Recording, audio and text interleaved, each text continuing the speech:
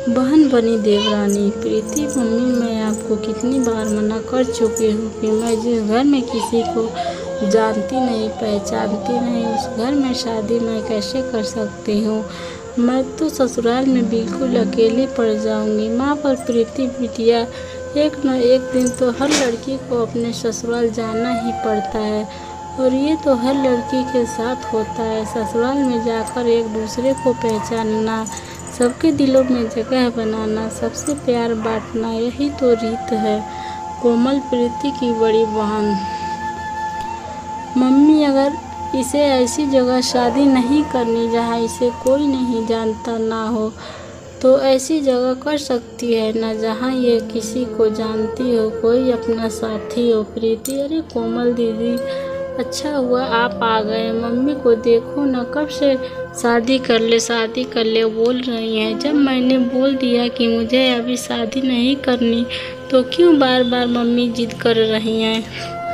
कोमल ठीक ही तो कह रही है मम्मी, एक ना एक दिन तो शादी करनी ही है, तो क्यों ना समय रहते खुशी का काम ठीक ठाक हो जाए। वैसे अगर तुम कहो तो मैं तुम्हें एक सलाह दे सकती हूँ। मेरा इकलौता देवर मोहित अभी नई नई नौकरी पर लगा है और माँ बाबूजी उसके लिए लड़की देख रहे हैं, पर मोहित को अभी कोई लड़की पसंद नहीं आ रही है। अगर आपकी रजामंदी हो तो मैं प्रीति के लिए अपने देवर से बात करूँ। मम्मी, माँ, ये तो बहुत अच्छा रहेगा कोमल बिटिया। अगर तेरे ससुराल वाले इस बात के लिए मान जाते हैं तो तेरे पापा और मुझे कोई एतराज़ नहीं। कोमल और प्रीति, तू बता। प्रीति, मुझे क्या पता दीदी, आपको जो ठीक लगे वैसा करो। अच्छा, मैं अभी आती हूँ। प्रीति शर्मा कर अपने कमरे में चली जाए गई। प्रीति को कोमल दोनों सगी बहनें थी। कोमल की शादी शहर के बड़े ऊंचे घराने में हुई थी। कोमल प्रीति की शादी की बात अपने देवर से करती है। सब लोग इस रिश्ते के लिए मान जाते हैं क्योंकि प्रीति का स्वभाव सब जानते थे। सबकी रजामंदी से खुशी खुशी रिश्ता तय हो गया और प्रीति और मोहित की शादी हो गई। प्रीति नई नवेली दुल्हन बनी, नए नए सपने संजोए अपने ससुराल आ गई। सब बहुत खुश थे, अच्छे से चल रहा था। दोनों बहनें मिलजुल कर खुशी खुशी घर का काम निपटाती। घर का माहौल बहुत ही शांतिपूर्ण था। पर कहते हैं ना, जहाँ चार बर्तन होते हैं वो कभी न कभी बज ही जाते हैं। कोमल की सास प्रीति के स्वभाव से बहुत खुश रहती थी।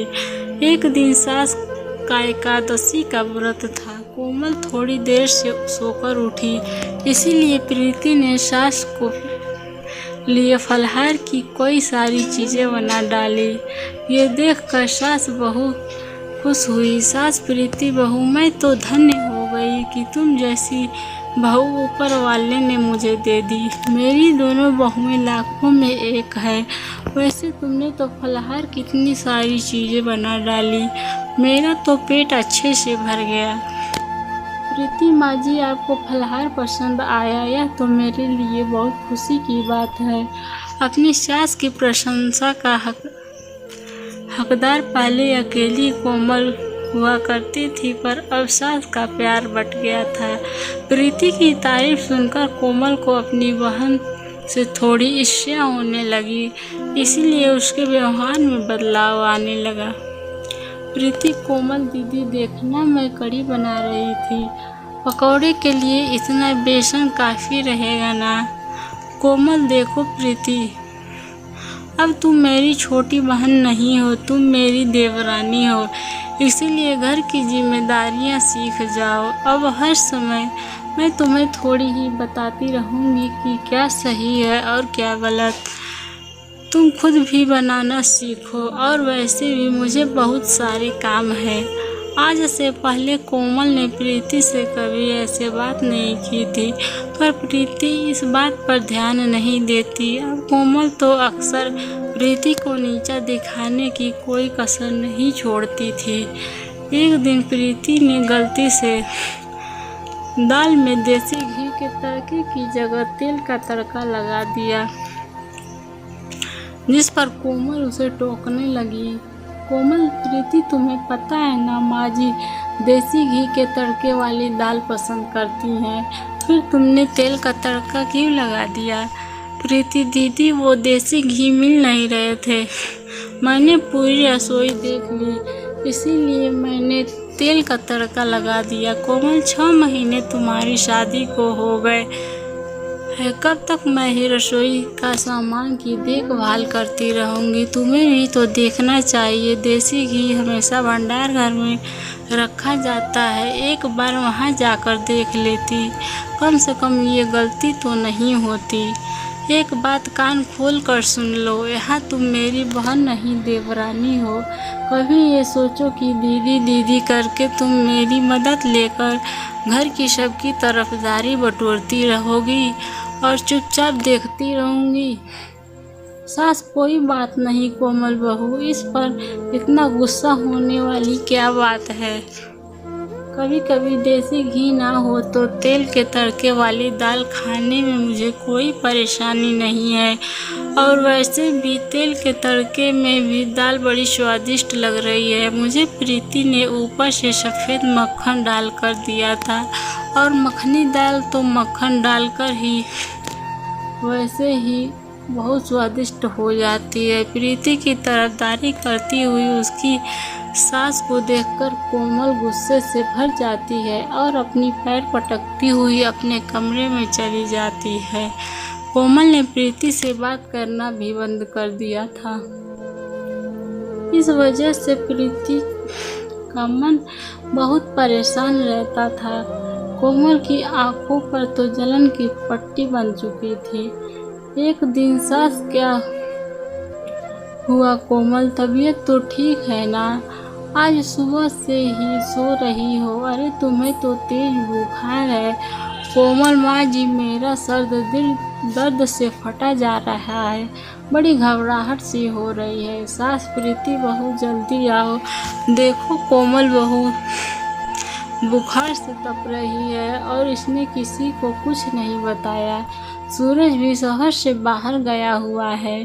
प्रीति कोमल दीदी आपने मुझे बताया क्यों नहीं? घबराओ नहीं, मैं अभी मोहित को फ़ोन करती हूँ,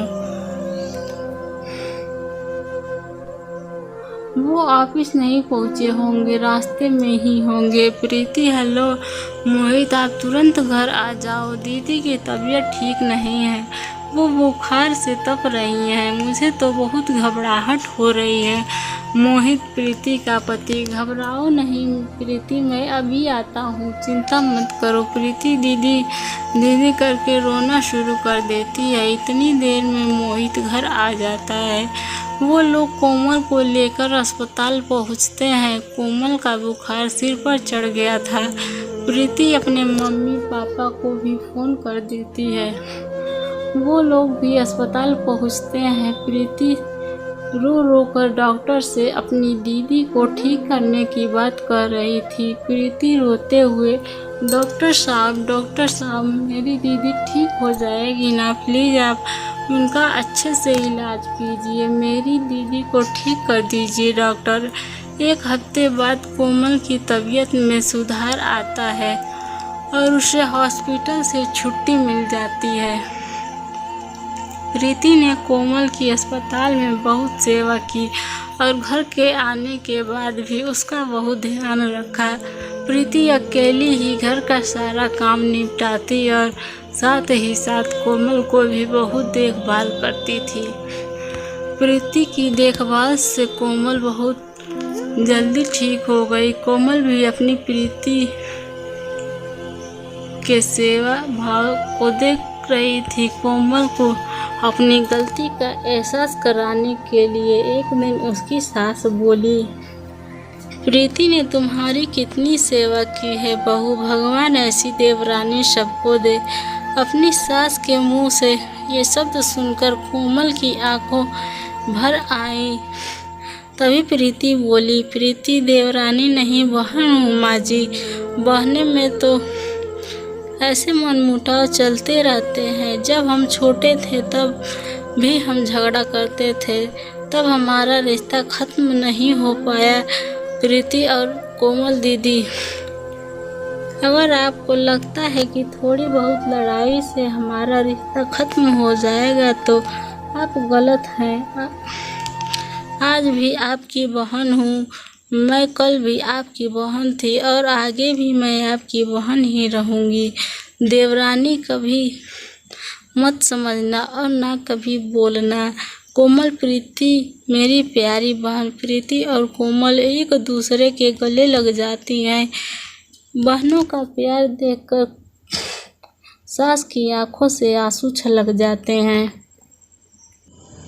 दोस्तों, हमारी कहानी आपको कैसी लगी हमें कमेंट करके ज़रूर बताइएगा और चैनल पर नए हैं तो प्लीज़ हमारे चैनल को सब्सक्राइब ज़रूर करें।